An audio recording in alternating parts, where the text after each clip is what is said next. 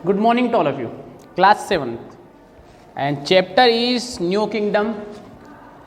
तो बेटा अपना जो चैप्टर चल रहा था new kingdom arise in north India in south India, तो उसी को हम आगे कंटिन्यू करते हुए पढ़ेंगे।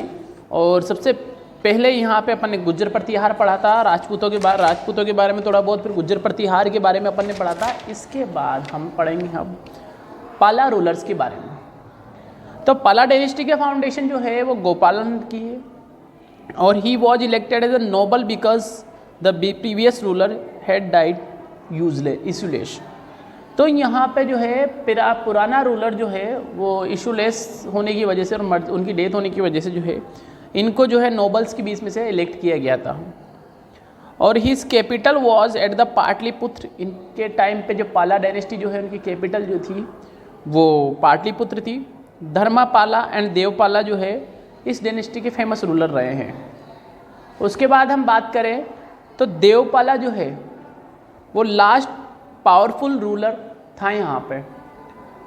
Extended control till Prayag Jyotishpur Assam में आता है, part of the Orissa, part of modern Nepal. As a Buddhist he founded famous Mahavihara of Vikramashila near Bhagalpur. He also patronise Haribhadra and one of the great Buddhist author जो है वो भी इसी टाइम के रहे हैं। इसके बाद हम बात करें तो बात करने वाली क्या है कि यहाँ पे देवपाला के बारे में हमने बात की। वन ऑफ द लास्ट पाला king Mahipala was defeated by the Chola king Rajendra Chola in AD 1023। 1023 में जो है यहाँ पे लास्ट रूलर था पाला डायनेस्टी का महिपाला, उसको चोला किंग राजेंद्र चोला ने जो है डिफीट कर दिया। The Palas were Buddhist and they were the last major Indian dynasty to embrace Buddhism. तो पाला जो थे वो बुद्धिस्ट थे और उन्होंने जो है वो लास्ट डायनेस्टी जिन्होंने बुद्धिज्म को एडॉप्ट किया था या एक्सेप्ट किया था।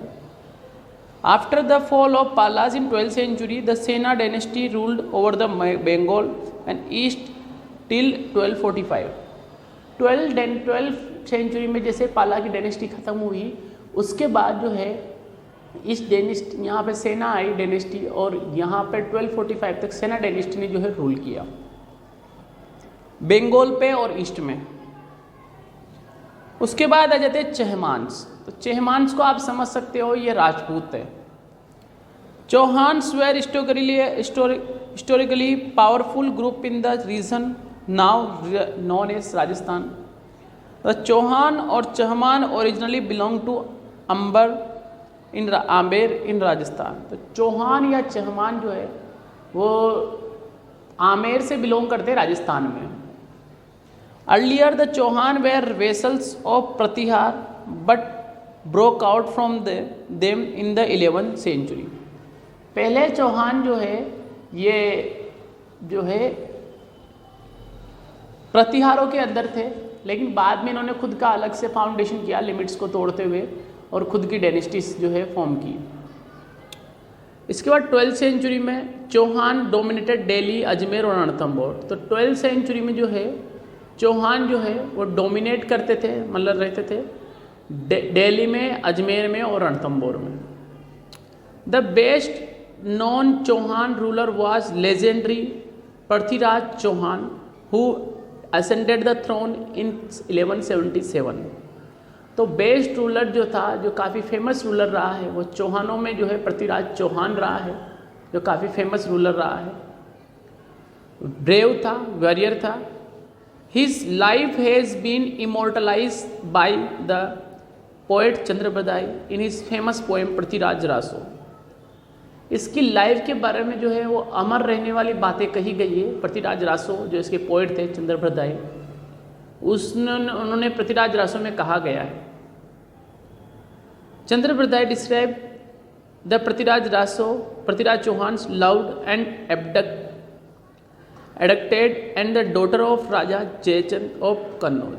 इन्होंने जो है जयचंद की बेटी और पृथ्वीराज की जो वाइफ थी, उनका प्रेम भी जो है इन्होंने बताया है। 91 में जो है डिफेटेड अफगान रूलर सुल्तान मोहम्मद गोरी, 91 में इन्होंने मोहम्मद गोरी को हराया पृथ्वीराज चौहान ने, और तराइन का बैटल हुआ था ये, और सेकंड बैटल 92 में तराइन के में जो है पृथ्वीराज चौहान को जो है हार मिली, और उसके बाद मुस्लिम एम्पायर जो है इंडिया में वो फैल गया। तो इस तरह से हम कह सकते हैं कि चौहानों ने, और जो है इसके बाद हम बात करते हैं परमार रूलर ऑफ मालवा।